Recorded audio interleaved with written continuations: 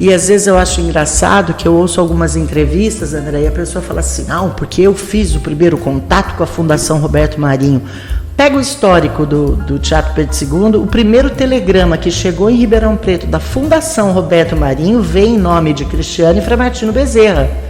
Porque o ofício quem mandou para eles a primeira vez, lá em 1980 e bolinha, fui eu. Então eu começo a rir porque, assim, são muitos os pais, que nem o Coral Sobrinho. O Coral Sobrinho foi presidente dentro da Câmara da Comissão de Estudos, junto com o Wilson Toni, com vários vereadores da época, e às vezes são pessoas que não são citadas. Então, isso realmente deixa as pessoas muito chateadas. Nós temos Bassano Vacarini, Pedro Caminada, Manuel Gismondi, Magno Butti, Zé Maurício Canho, Débora Duboc, Fernando Cachaça, Fê Souza, que eram os ativistas, Lídia e vários outros, Cebola e vários outros que estavam ali, botando fantasia, gritando na porta do teatro. As primeiras pessoas a entrarem, a primeira a registrar o pós-incêndio foi a Adriana Silva. Tirou as fotos, fizemos exposição no Banco Itaú. Então é uma história que nem sempre é contada, porque aí vem alguns figurões que realmente também ajudaram, mas eles vieram numa outra etapa, quando a nossa briga já tinha sido iniciada e estava dando um resultado positivo, porque a cidade se uniu, os comerciantes se uniram, a ACI se uniu, então chegaram quantidades de ofícios para o governador do estado à época, para Franco Montoro ainda, lá atrás, né, que tornou uma coisa volumosa. Então foi uma obra de atuação de uma cidade inteira. Não dá para um ou outro, eu sou o pai da restauração. Não, são muitos pais e muitas mães. E eu com 15 anos já estava ali. E aquela garotinha dos 15 anos saiu e fez muita coisa. Coisas que estão constando em biografias, coisas que muitos sabem, coisas que poucas pessoas sabem. O trabalho na penitenciária feminina, por exemplo. E masculina. E Cris, Fundação Casa. Então, assim, o excluído é acolhido pelo seu trabalho. Aquela menina sonhadora que se identificou com o Pequeno Príncipe, que quer ficar responsável pelas coisas que cativa e que saiu cativando o coração de muita gente, está presente ali no coração de muita gente, e que, inclusive, a partir de uma oficina sua, nasce o desejo de escritores, neo-escritores, em fundar uma união que hoje está aí com tanto trabalho. A presidente Helena Agostinho falou agora há pouco.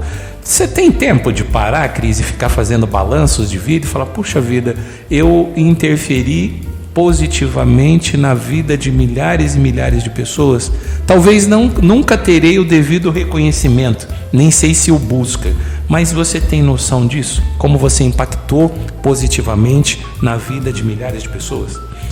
André, eu tenho sim noção, principalmente quando eu vou para alguns lugares, que é o que você falou, né, de excluídos, gente muito simples, e eu recebo um carinho, que esse carinho não tem preço. Para mim isso é o verdadeiro reconhecimento.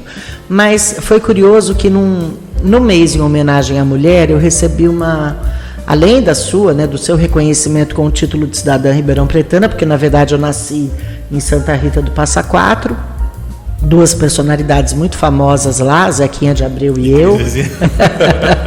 Eu brinco muito com isso. E então o teu reconhecimento, né, o reconhecimento da Câmara foi uma coisa muito importante, num momento muito delicado da minha vida também, que eu já atravessei alguns. E uma vez eu recebi uma homenagem numa loja maçônica.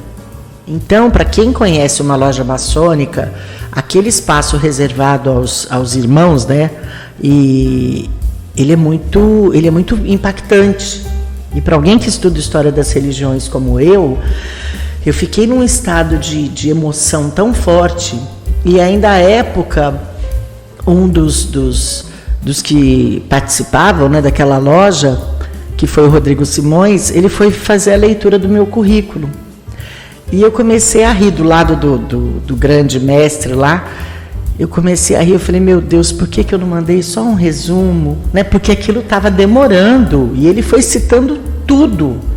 E eu falei, nossa, eu já fiz tudo isso da minha vida, né? E comecei a rir sozinha, assim, né, em pensamento.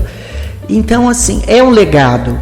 Eu fico muito brava quando eu vejo algum semáforo em algum lugar que não deveria, porque fui eu que pedi. Mas tem algumas coisas que realmente são importantes. Eu falo, gente, eu participei disso. E aí vem a curiosidade que algumas pessoas têm me perguntado, mas como é que é você ter essa vida dedicada à cidade, aí você passa por um processo eleitoral, né? Passei em 2016 por 41 votos, eu não entrei, e eu tinha 5 amigos me ajudando. E isso é muito curioso. Aí em 2020, fui candidata a prefeita, saí de ponto e chego com uma votação muito expressiva, que fez com que muita gente nessa eleição de vereador achasse que está eleita, está eleita. E eu sempre falei, uma coisa não tem nada a ver com outra.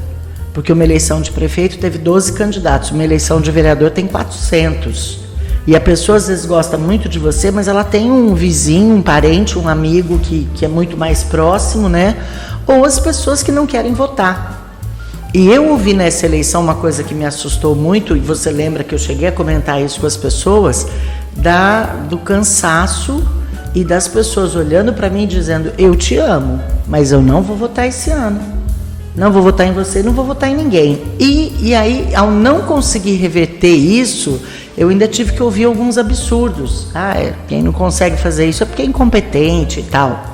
E quando sai o resultado dessa última eleição, eu realmente me assustei, porque eu contava com aquilo que eu saí em 2016. Então eu percebo que os amigos que morreram, porque a Meg e o Cristiano, eles levaram a minha campanha em 2016 com uma dedicação total. A Meg tirou férias para estar na minha campanha. E dessa vez eu tinha 55 apoiadores dentro de um grupo de WhatsApp. Eu tinha ex-candidatos, ex-vereadores. E de repente você chega num resultado que...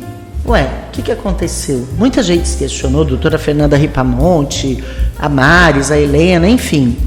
Eu mesma, né, eu vivi meu luto porque foi alguma coisa que eu realmente não esperei. Eu sou muito realista. Falei, posso não ser eleita, mas eu vou ter meus 1.500, 2.000 votos. E quando isso não acontece, eu penso, aí eu volto lá na minha religiosidade.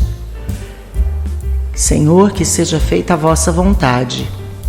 Eu falei, peraí, tem alguma coisa querendo me ensinar que não é esse o caminho. Porque esse caminho é o caminho que eu percorro. Tudo que você citou aqui, eu sou vereadora de fato a vida inteira. Eu só não tenho o cargo, o carro, o gabinete, a estrutura. Mas o resto, os amigos na prefeitura que me ajudam em qualquer momento que eu necessite, que nunca é para mim, porque para mim eu estou esperando o AME desde agosto para eu tirar pintas que podem ser perigosas, porque eu já tive câncer.